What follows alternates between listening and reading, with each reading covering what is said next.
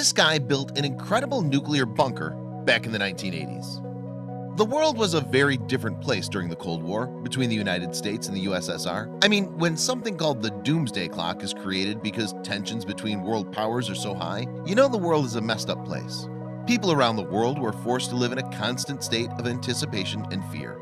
Could this be the day that tensions finally boil over and disaster strikes the world? How will I survive if nuclear war engulfs the entire planet? These are the questions people were forced to ask themselves on a daily basis. While many people just tried to live their daily lives as best they could, others got proactive about maintaining their survival. One of these people is a man named Bruce Beach, and what he's been building since the 80s is like walking into a time machine. You gotta check this place out. Bruce Beach decided he wanted to be prepared in case of a nuclear disaster, so he started building his own nuclear fallout shelter in the small Canadian village of Hornings Mill, located just north of Toronto. The whole facility is 10,000 square feet. It can hold upwards of 500 people. It has enough food to sustain those 500 people for enough time until the radiation from nuclear warfare has cleared enough for humans to be able to inhabit the surface again. Beach created his bunker in a unique way. He took the frames from 42 school buses and poured concrete over them to create the interior of the shelter.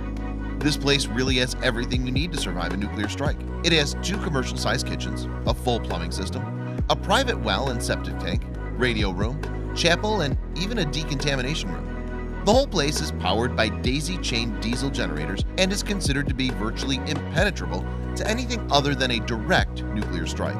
It even has a deployable antenna that can send radio waves across all of North America. So you may be wondering at this point, how do you save yourself a spot in this impenetrable fallout shelter? Fortunately, money isn't your obstacle. Beach has said he wouldn't charge people for a space in the shelter. In exchange for a space, he wants sweat equity and people who are in the shelter to be actively involved in the ARC's community activities. If you live near the shelter, you have a good chance of getting a spot. Beach said that he expects most of the shelter's occupants to be children. He envisions it as an almost underground orphanage, allowing children to live through the apocalypse. Kids are definitely going to have to get used to eating their vegetables down here. Bruce has recently become critical of the modern-day prepper movement. Beach feels that people are too concerned with their own personal survival these days and not the rebuilding of our society. Now, I know it's for the survival of the human race, but being locked underground with hundreds of children wouldn't be my ideal post-apocalyptic situation. They may actually be worse than the apocalypse itself. You have to admire Beach for thinking about other people and children, though. Not many people would be willing to house people for free who they don't even know.